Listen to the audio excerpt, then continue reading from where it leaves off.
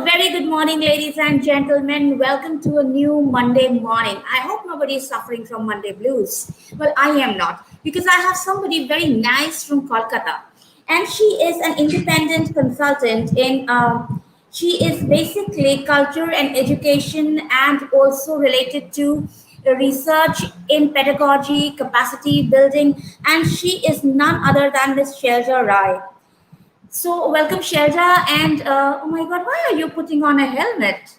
I mean, we know we are going through Corona, but then we are supposed to put on a mask or something, not a helmet. Is somebody going to hit Well, you? no, I don't fear being hit, but I think I'm going to use this as a metaphor. A lot of my Okay. conversation today is around using metaphor in play.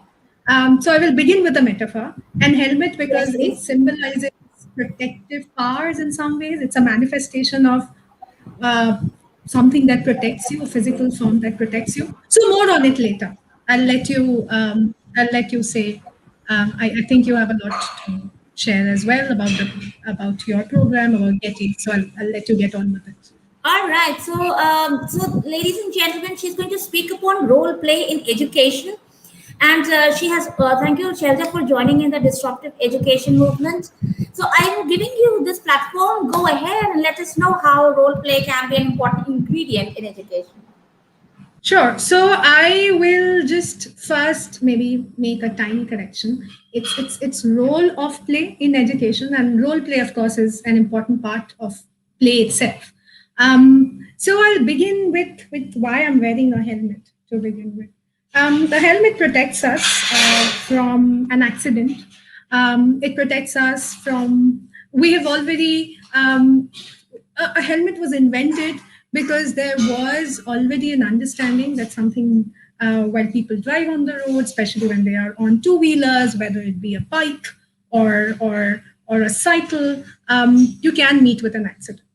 There's always a possibility of something untoward, and a helmet protects your head, your brain, which in some senses controls you, and it works with the premise that if you somehow can protect this head some way, you can keep functioning in life no matter what comes your way.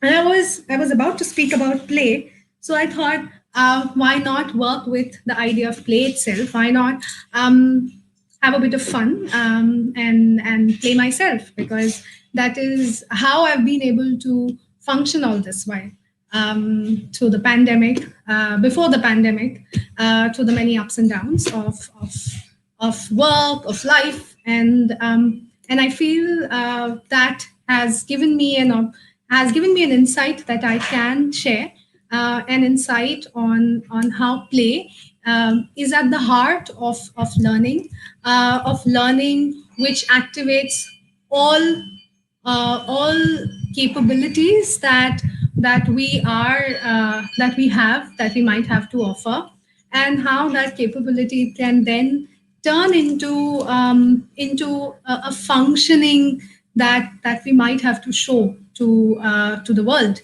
and as learners in our in the various age group that we find ourselves in, or as educators, how can we tap into these capabilities, and how do we translate that into functioning? Those who are familiar with capabilities approach would know that I'm very in a very general manner referring to the wonderful framework that a range of philosophers and economists have championed over a period of time. Amartya Sen is someone that we are all familiar with. Martha C. Nussbaum are some of the names that are associated with it. And I find that particular approach of deep interest to me as a strategist, as a researcher, as a designer of educational and cultural experiences, primarily because it works with a it works with a core idea that resonates with me. The idea of vulnerability, and how do you work with your vulnerability? And in current times, I imagine that is something that we are all attempting to learn and understand. What do we do about this time when we feel exposed, when we feel vulnerable, not just exposed to contagion, outside, but also exposed to the idea of the uncertain, the idea of not knowing what lies ahead of us, not knowing whether what we have learned can be translated into something productive, whether um, not knowing whether we have the resources, not knowing how to use the resources that we have, not knowing how long will that resources lie. In many ways, not knowing is what we must learn to play with. And I'm here to say a kind of good news that I've been carrying in my heart for a very long time, which I feel needs a wide kind of sharing, that we all know how to play with uncertainty despite what we've been told, despite what we believe, despite what our inner cops tell us. We know that. That is how we survive. That is how we move from one day to the next. So, Shilpi, I will be sharing my presentation, and I promise to not bore you. I will just be sharing it as as a visual cue. Sometimes I kind of point to it, elaborate, and sometimes I'll be sharing photos. So that should be fun. So Shilpi, if you would like to broadcast it, and thank you so much for introducing me. I would also do a little bit of introduction of my work, if that's all right. Yes, please. So, can you just share the PPT? First, I'll put it on the screen. Sure.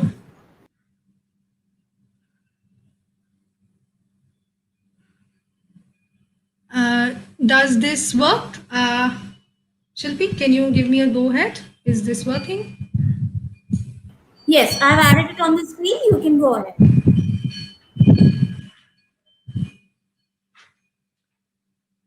Hi, should I go ahead? Is this Yes, yes, is I've this on added the it on screen the now? screen. It's on the screen. You can go ahead. Okay, thank you. Um, So I'll begin with I'll begin with what is really the closest to my heart. It's the idea of play and play in learning. I've been working for a very long time, close to a decade now, in the space of culture, education, and diversity. I'll explain more on my work in a bit, and I won't take too much of your time chattering only about myself. But just to give you a bit of context on who I am, and some of the work that I've done very recently while in an education and culture consultancy where I worked for close to 2.5 years, where I led their systemic approach to cultural learning. They're called Flow India. I designed a range of programs, longitudinal programs, short-term programs that looked at arts as a process, arts as a thinking, arts as a tool, arts as a system, as arts as a core, a component of transformative system. And I built a range of design programs, a range of products, working within a team, which looked at educational capabilities and worked largely with something that everybody, again, in the space of education is quite familiar with: linguistic skills, the skills approach, the 21st century skills approach, and something that many people in the educational space are getting to know more about is the space of museum as a system of learning itself, museum as a space of learning itself, museum which also inhabits museum as a space where learning can also be inculcated, where pedagogical tools are also being built. So I was part of various programs from the design to the implementation phase, and very quickly I worked on a 3-year-long language lab program, and I developed it from a first. I developed it from a very exploratory understanding of where learners and educators were at to a very complex language lab program where arts as a stimuli, cognitive thinking as a process, creative making as an ability or a manifestation of an ability were all coming together to build the linguistic skill of English speaking and learning, comprehension and speaking. And and the language lab program looked at various devices, combined them together, worked very closely with the teachers. It was a teacher capacity building program, and we gave them tools, we gave them frameworks, we gave them toolkits that they could then activate in their classroom. So this was one. Another one was a program that we designed at Flow for a school in Delhi. It looked at 14 identified skills, and we wanted to infuse that skills using the art as a methodology into the various school learning program. Uh, and then for a very long time, for good 2 years, I worked with the same organization in with the Museum of Art and Photography or MAP in Bangalore, and we worked on capacity building programs primarily directed at educators. Before that, I will stop sharing for a bit so you can look at me, and I can, of course, I can't look at you, but before that, I was working as an independent consultant again, designing different kinds of longitudinal modules and programs, strategizing for cultural spaces in Calcutta, Delhi, Bombay. I worked on a large scale museum project called Bihar Museum as researcher and writer. I worked in the publishing space with Katha, and worked on various learning products. Worked very closely with them on their literacy modules and on their literacy programs. I worked with a wonderful arts organization in Calcutta. They also run a publishing program and a publishing. They are also a publisher called the Seidel Books or the Seidel Foundation for the Arts. Uh, so with them I worked on an arts integrated program called Peaceworks. Their primary focus was bringing the ability. They primarily looked to engage young learners, young adult learners, educators in dealing with conflict literature, conflict issues, and the programs were around integrating art into the processes of learning. So there was a growing ability in both learners and educators to not just live with difference but also to work with difference. So these were various organizations that I worked with, and in my time in these organizations and also as an independent consultant, I got wonderful opportunities to come face to face with young people, young learners, from the ages of 5 to 18. I worked with various age groups, and I also worked with teachers, educators, school educators, college educators, museum educators. And it was interesting to not just build programs, capacity building programs for them and implement them, but also to gain the vital insight of their vital insight of their experience of going to a classroom every day or going to a learning space every day and negotiating relationships with students, with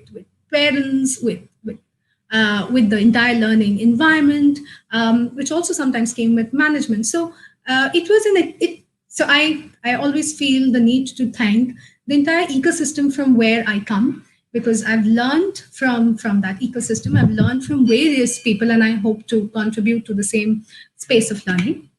Now I'll go back to my presentation again, and I will request Shilpi to cast it again.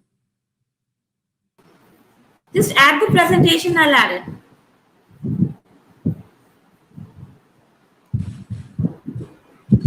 Yes, here it is. Thank you. So I will begin with this premise because the space of play in my head functions from this premise. This premise, I've taken a quote from Martha C. Nussbaum, again, a philosopher I much admire, and her capabilities approach is something that I use very concretely in both my strategic thinking and my design thinking. So what she says is parents or other caregivers, different kind of caregivers, that could include schools, that could include environments, hostile environments in which children are living, or NGO environments, or different kinds of caregiving environments where children grow from a young age to adulthood to the point where they begin taking their own decisions and making vital choices. The parent's ability to meet the child's omnipotence. So the idea, so Martha Nussbaum here is exploring the idea of a child's vulnerability. And that vulnerability begins from this idea that you are omnipotent, you are all powerful. As a child, unless you have experienced a traumatic, and by trauma I don't mean trauma in the regular sense, I mean an event which tells you that maybe you're not in control of things the way you are. Maybe you're not in control in a way that you feel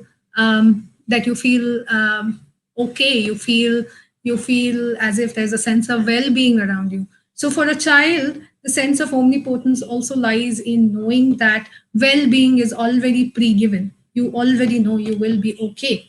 So when a child experiences vulnerability, or when a child experiences trauma, it's that first moment when the child gets to know that maybe there are times when they won't be okay. So this, I am just quickly introducing what she perhaps meant by omnipotence and how I interpreted it.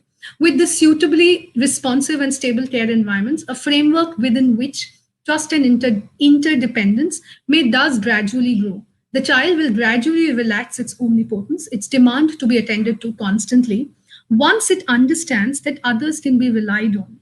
Of course, you can read this for yourself. I'll leave it for a bit for you to read and to work through it.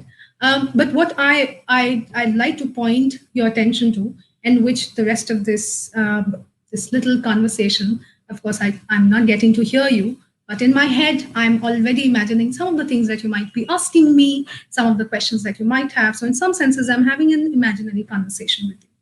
So the premise of this conversation today is essentially how do we adults who have come to this point where we've all acquired different kind of skills, different kinds of learning, different kind of strategies, and we are in some ways ready to help the child if we have that access into and ease them into this really difficult time. And in this really difficult time, we do know that most of the children are experiencing a traumatic challenge to their sense of omnipotence. They are experiencing a challenge to their sense of well-being. One of the ways that Martha Nussbaum speaks about, of course, way before a pandemic, but also because she has lived through different other kinds of challenges and crises. COVID-19 is not the only crisis that humanity has seen. She is also able to draw our attention to what kind of caregiving environments help our children. The kind of caregiving environments that help our children are the ones that make them realize that they will be taken care of, even though there are distress points everywhere. It's not an environment where a child lives in a well of well-being, and by well I mean it's kind of enclosed from all sides. You're not aware of what's going on in the world outside, the difficulties that others are facing, or the difficulties that you might face when you grow up. But it's a diaphanous. It's a world where you can see through, where realities are available, and you are humanly available to experience that reality. So as adults, maybe for the first time in at least in my 30 years of existence, I have gotten an opportunity to share this with educators and learners, an experience in which we can both, again, I will be continuously speaking about the conversation because I would continuously think that there is someone else I'm speaking to and someone else who would be speaking to me, and that someone else is not one entity, but multiple entities. So for the first time, we do know that in order to hold each other in a stable way, we need to create an environment where we acknowledge our vulnerabilities, where we acknowledge a framework through which we can work through our vulnerabilities and our capabilities. And what kind of framework will allow for that? Of course, there are different kinds of philosophical, ethical, in the space of health. There are different kind of frameworks that have been very carefully drawn out over the last many years, at least 3 to 4 decades, and they have different names. I spoke about capabilities approach as one of them. There are many other approaches to look at. But what I would be concentrating on is a combination of thinking about capability, the journey of what I can do to how to do it. the role of curiosity in it, how I need to know what to do, how the need to know has to be inside of me, and my learning environment has to enable that. And the other thing, and the third thing possibly that I will be looking at is the idea of play itself, the idea of negotiating what we know and what we don't know, the idea of the process of negotiating it, and the theory of negotiating it, and the practice of negotiating it. In my discussion today, again, I will be as functional in my speech as possible, because I want to convey to a wide audience how play really works without going into the the diffuse nature of theoretical approaches. I think it's quite forbidding, so I won't. Instead, I would speak about the way in which we can actually approach play in learning. So I would now move on to how did I arrive at play, and within the space of education, who are the people or who are the most significant theorists who have already spoken about it. Of course, I will just drop a few names. It's almost like name dropping. In fact, it is name dropping. Constructivists are people we are already familiar with. Anyone who is working in the space of pedagogy, anyone who's working in the space of play already know of Piaget and Vygotsky. And in some senses, a lot of later work, especially on play, on curiosity, on creating spaces, on learning how to design for learning, has it's almost like a footnote to them, without really discrediting the brilliant work that has happened. And I'm personally quite deeply interested in the work that Bonowitz does. So that's one aspect of it. The aspect that looks at the development work, the development psychology that has been applied to learning and education. The second thing, the second space where play again plays an important role, is in design of spaces, in learning environments where the space itself needs to think of the ways in which learning can happen through play, learning can be moderated, modulated, learning can be scaffolded. And the third bit, and the third point, or the third idea that I will be speaking about is para-learning environments and their role in learning. What do I mean by para-learning environments? Primarily, something that we have all been exposed to by now, our home environments, the playground, which unfortunately during the times of lockdown, children are not being able to access. The school, of course. Within the school, there are multiple para-learning environments, the library, the training grounds, the bus in which they travel from one space to back from school to home. How can these environments then be activated or can be designed in such a way that innate learning happens? And please let me throw it out there that even without any design, a child's mind learns. In spite and despite of design, a child learns because we are designed to learn. We are designed to adapt. From there, I will move on to how play functions and some of the things that I will be speaking about with examples is curiosity and scaffolding. Primarily, I will, or I might as well start speaking about it, that how the critical ability to be curious, the critical ability to be interested in something, to follow that interest with observation, to follow through.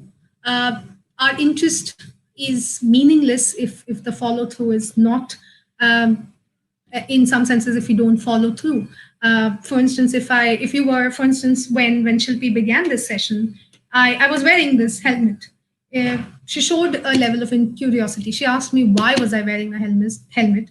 She worked with the idea that possibly I was trying to protect myself during these times, and she was oddly wondering, and she was wondering that why this oddity, why a helmet and not a mask. So I used this as a scaffolding. See, many ways in which I can make use of small things in my house. And by scaffolding, I mean a very structured kind of design to inspire, to elicit a question, maybe. I usually work with inspiring people to question. I want them to ask me questions. If I were leading a class, if I were leading a training, I want them to question. And sometimes I scaffold for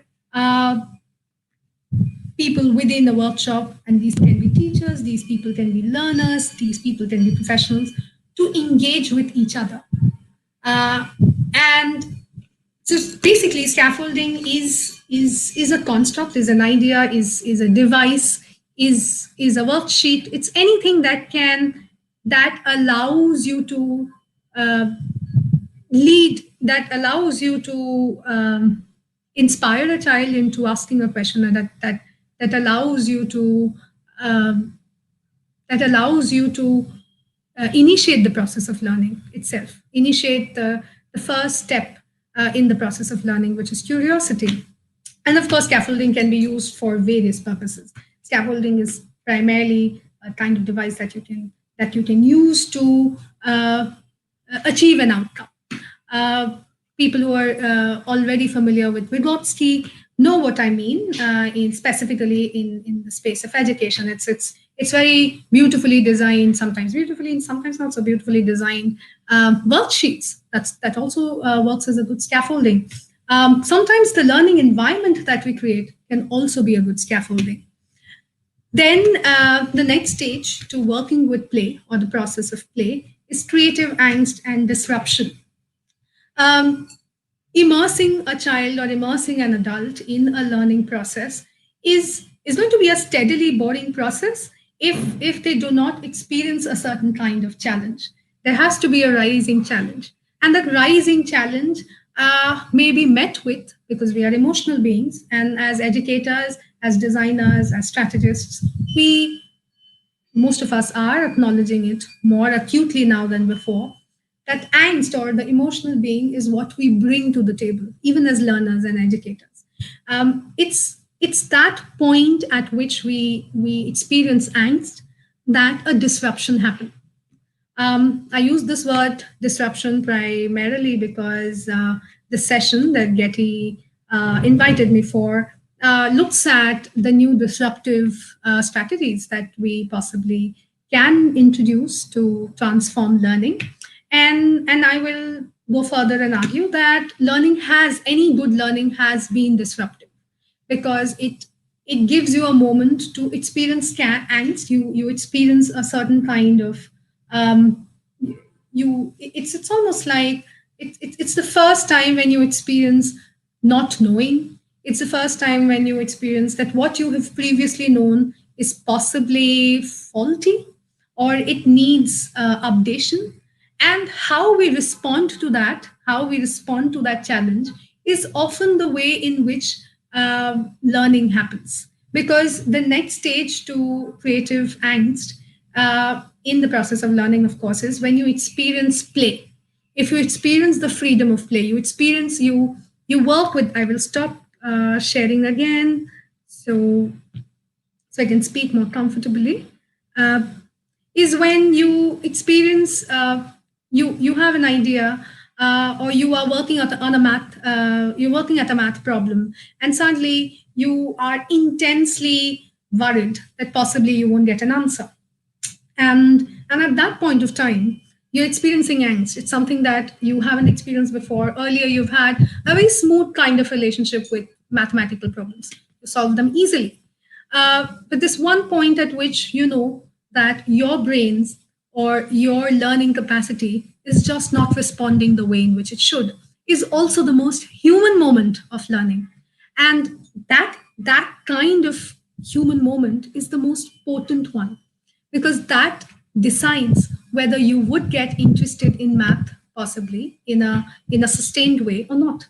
Because when you fall in love with the idea of problem itself, when you fall in love with the idea of this disruption and angst itself, and working through that angst, is when you begin the journey of rigor. And how can design, or how can educators and education consultants and education strategists work with that disruption. It's in the design of disruption. How do we design better for children to experience creative angst as a creative angst, and not just angst. They don't just experience trauma, they don't just experience pain, but they experience the pain of knowing and overriding it. So how do we build in them the ability to know that this discomfort that they are experiencing is temporary, and how kind are we when they are experiencing this discomfort? As educators, as adults, are if I can still use, it's important for us to present to them creative angst as maybe that moment in which they can for a second hold their hands on their head, and for a second allow themselves to experience the pain of not knowing and working through it. And the kindness with which they work through a problem, be it a math problem, be it a larger life problem that they are working through, and we as educators or we as designers are able to see it. It's the kindness with which we help them negotiate that challenge is where uh, a wonderful relationship with between a mentor and a learner lies, an educator and a learner lies, and a wonderful relationship between a problem and a problem solver lies. I will move on again uh, to my presentation to bring in the third bit that I wanted to share. Sorry, I will be doing this quite often, so you don't get bored with my face or my presentation. And the last bit is freedom of play. In my process, which I have used widely, and the processes that I have much admired and learned from, the freedom of play, or the freedom with which you are allowed to break away from an experience or the object of curiosity to to to sit back and think about the process, to think about the the curiosity about the process is perhaps the most important thing that a learning environment can inculcate in a learner. Um, because the math problem by itself, I'll go back to the math the I'll go back to the example of a math problem again. The math problem itself is perhaps not the challenge.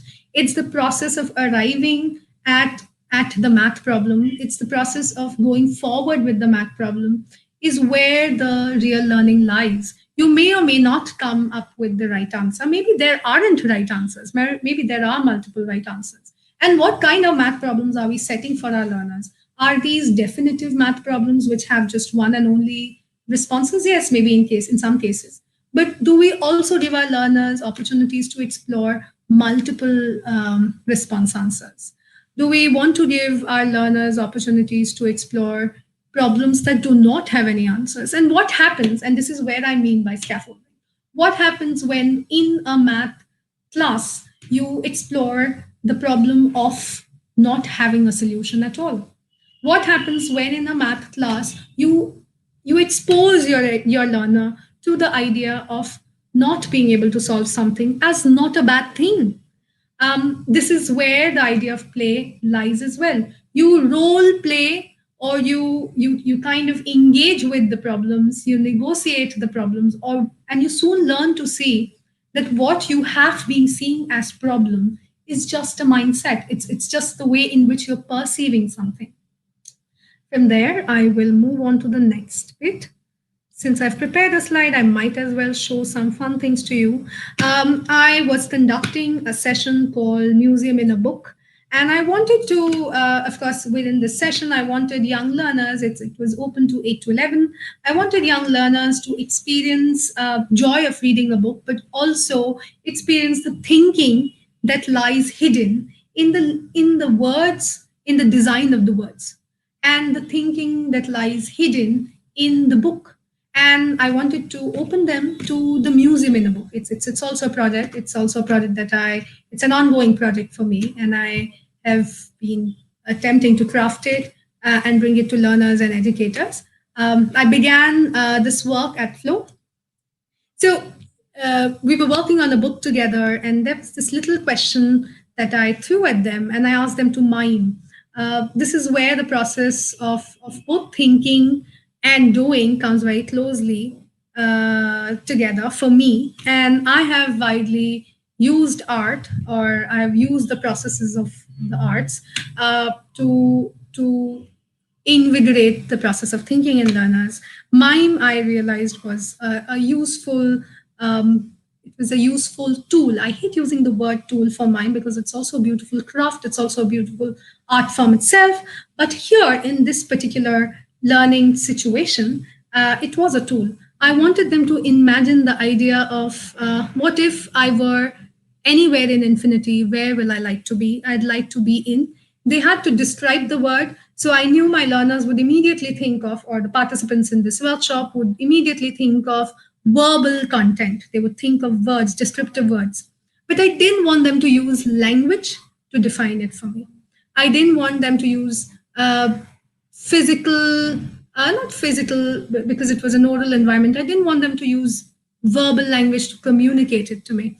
I wanted them to experience a challenge, and the challenge here was to translate the meaning, to translate their solution into a physical silent activity. So they had to, what they had understood verbally, they had to reframe it in a way where it was no longer verbal. And in that, to my surprise, and I've seen it more with children than with adults, there was a joy, there was a freedom in exploring the non-verbalness of this question, the non-verbalness of the solution. What had immediately appeared to them as a verbal solution in the way I designed the question, it asked them to relook at the question again and think of it in another framework. And by doing that, I was simply going through that process of, I'll go back to this. I wanted them to experience a slight creative angst. I wanted them to experience disruption in thinking. I wanted them to feel curious again. And then I wanted them to play. I wanted them to experience the freedom of play. I'm sharing some photos in these. I have also worked on longitudinal projects, longer projects with teachers as well, educators as well. This was the first photo is of educators in a school in Riva, where I worked with them for 3 years. And these educators, they began their journey by first exploring the processes of thinking around using arts and cultural objects as something that itself was a challenge for them. The idea of using cultural objects, using art in their classroom, using very difficult scaffolding in their classroom itself was a challenge. But through 3 years, we worked very rigorously on thinking, redoing, reworking things together, and pushing the level of our capabilities. And I will share a little about how I brought in the sense of empathy. It's an overused word, and I am increasingly feeling worried about using it, but I'll go ahead and use it. I feel the way in which I employed maybe compassion is to work very closely with the realities of educators. The space from which an adult designs, or the space from which a person outside a learning experience designs, is often very different from the way in which a learner experiences the journey of learning. In this case, of course, there were two adults involved, the teachers in the school and me, the second adult in the program, but we had very different realities. Compassion lied in knowing very closely where my teachers were coming from and the challenges that they were working with. And humility also, I also had to experience humility myself and train myself in humility, because as educators, as designers, as strategists, one of the most important things that I feel that we need to learn is that everybody comes with multi-universes of knowing and thinking and mindsets and perceptions and beliefs and ideas and processes of learning, which are very valid. and how in the process of coming together a program is successful in my head when the two multi universes meet in a respectful manner. Similarly, when an educator is working very closely with a learner, that recognition of meeting, that the meeting has to be in a respectful manner, is also a place where play can be most enjoyable. When you make the other know that what they bring to the table is quite valid, quite important, and is perhaps the most important component of learning for them. The curiosity has to, in my head, of course, I will keep using has to because I'm primarily sharing what goes on in my head and what I have interpreted from my learnings. The curiosity begins from experiencing learning yourself, and as designers and educators, that learning has to happen continuously. While I am sharing something with another, I'm also learning with them. I'm experiencing their creative angst, and I'm learning how, under different circumstances, different educators respond differently, or different learners respond differently. So I kind of threw them several challenges. Some of them were very creative, thought-provoking challenges. There were questions that they had to think through. There were debates that they had to discuss and hash out. There were games that they had to play. And sometimes they were given pure choice to play or not play. And it was interesting to know how they performed when there was an open choice. And I think that is where a creative angst is most vulnerable as well as potent. Because when you're given a choice to do something, as an educator, as someone who has designed that process, you might always feel threatened that what if they don't take up the challenge? And I think the threat can be worked with if you leave the idea of being a designer or an educator or someone at a level above. If you work with your participants, if you allow them to co-create the process with you, if you allow them to contribute to the process of learning, if you allow their creative angst to redesign the process, if you give the ownership back to them, which a lot of educators already are aware of, you would allow for a freedom of choices to expand. And that freedom of choices will, in my experience, in most cases, have actually led towards a more constructive outcome. In this case, in case of the 3-year long program, we began with an exploratory program to a very complex program where teachers and learners of grades 3 to 5 were making very complex theater shows to showcase their learning. And it all began with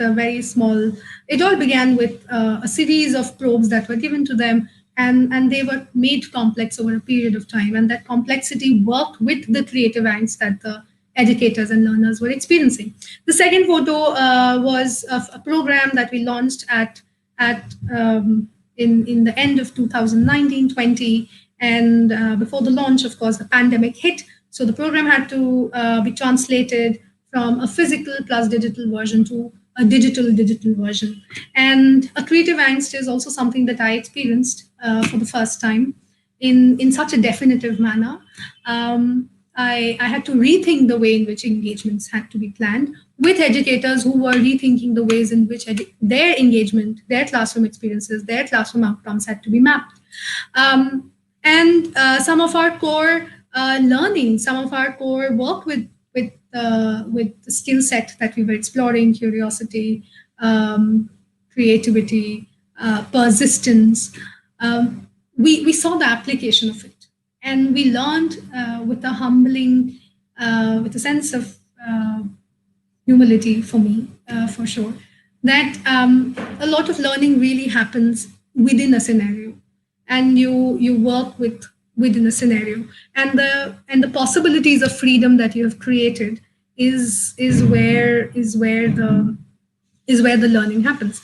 And this is where I will go back to where I started from, where I can in some ways validate why culture has been a strong, or the arts have been a strong ally for me. They've been a friend for me, and I widely see that more and more educators, school managers, newer technologists, technical experts, and people working with technology are seeing the impact of the arts, and they are integrating it more closely into systems of learning.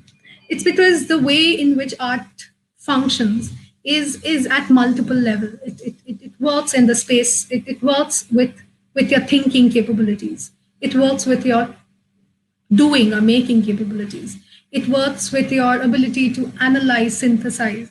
It also engages you with an object of curiosity.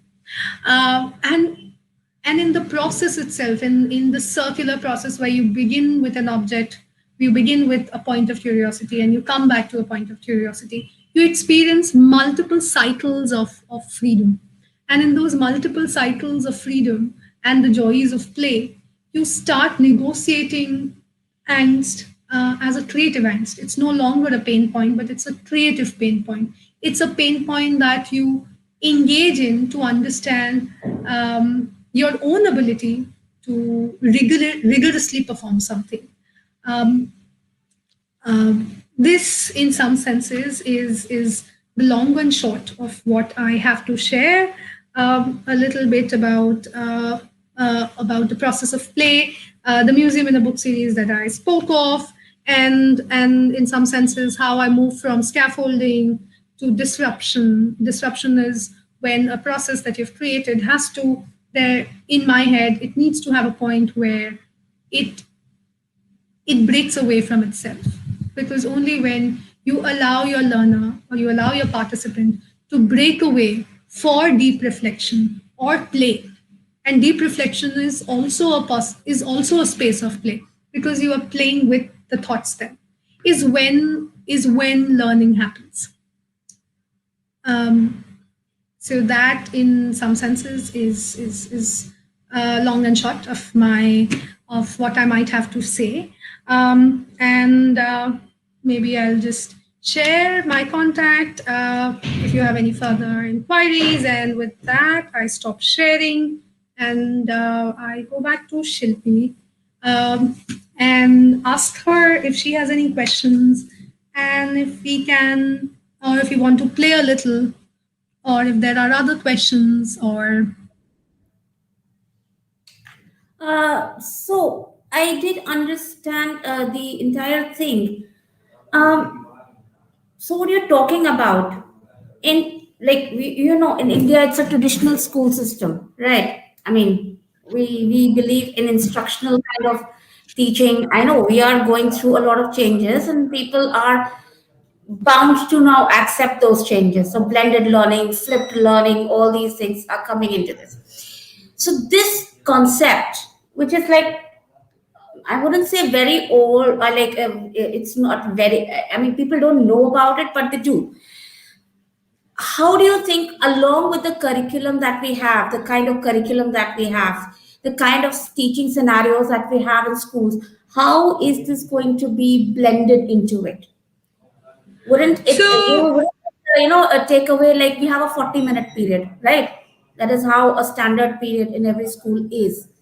So just a suggestion from you, how, if we want to apply all these things in our normal classes and normal teaching scenarios?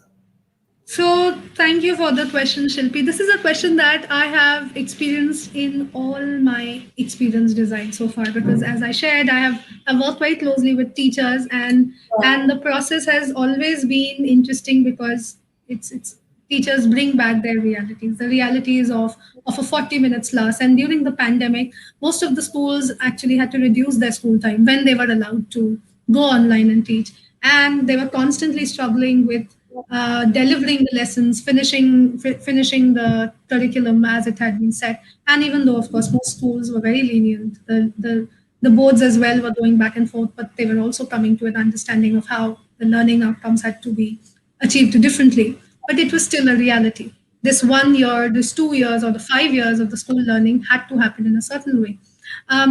So to share that most of these programs, the language lab program, the life skills program, or the museum learning program have been applied.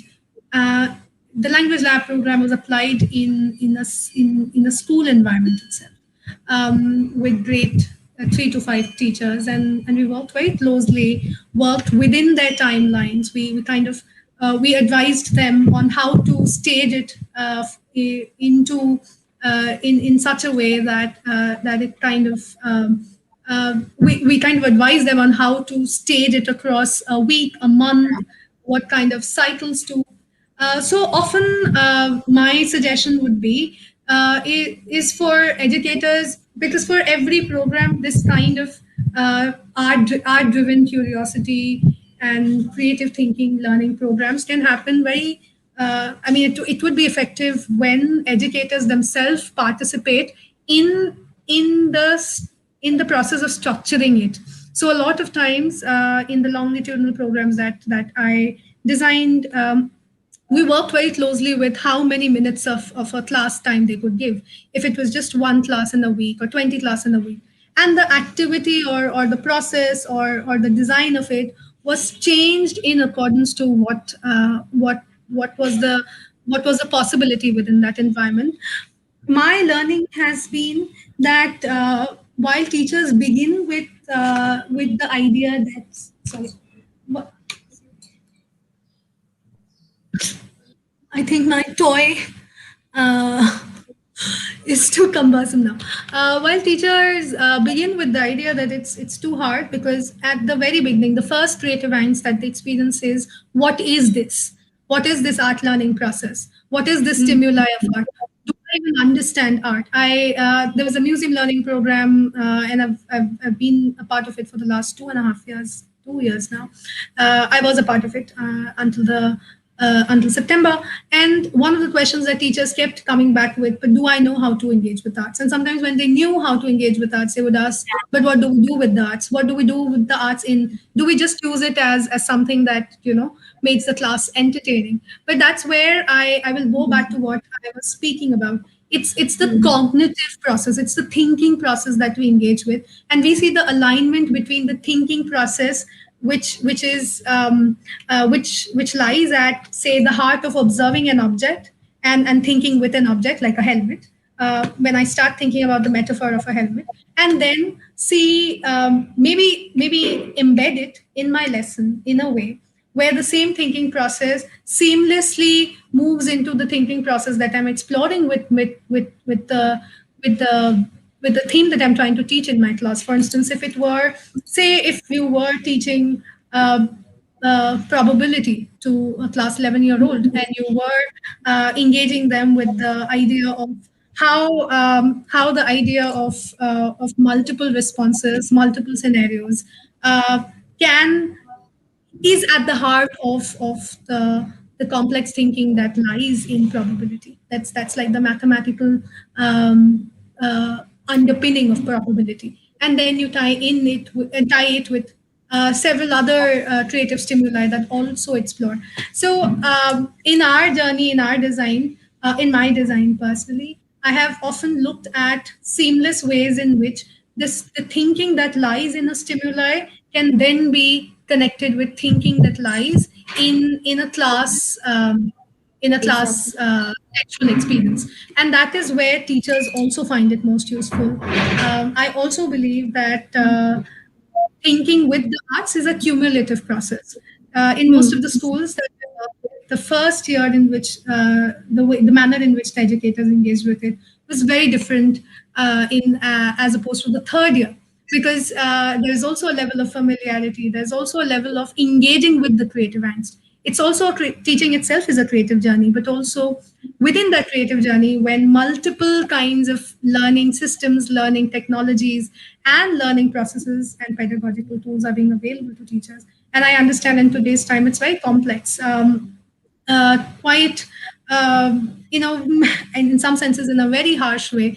A lot of teachers had to immediately make themselves they had to kind of make themselves conversant with blended learning, with flipped learning, because the digital interface works that way, and they had to learn it, as opposed to previous in the pre-COVID time, when they were slowly easing into it, when they were slowly being pushed towards it. Here they were in an environment that the maximum learning would have happened within a learning system where the interface was a digital platform. Flipped learning was where the maximum outcome could have happened, because a lot of learning now had to happen at their end. Even previously, a lot of learning had to happen at their end. It was for the first time, available to a educator. They could understand, they could cognitively engage with that idea, that this is where the possibility lay. So in this complex environment, art actually, in many senses, or cultural thinking in many senses, eases the process, because it plays with the idea of associative thinking. It plays with the idea of analytical thinking. It plays on these skills. So that would be my general response to it. I don't know if Thank you it's so useful. much, Shailza. Thank you so much for being so elaborately trying to describe, because many of our viewers might not be understanding this kind of a concept, which is very. I mean, as I said, it's not new, but then not so popular with schools all around India and abroad. So thank you for taking out time and for those wonderful presentations and all the effort that you put into it. And of course, I'll not forget your helmet. Please So don't. Please don't thank you. forget play Yeah, and have of course. fun. So have a good day and looking forward to meeting you again in the near future. Sure. Thank you. Bye.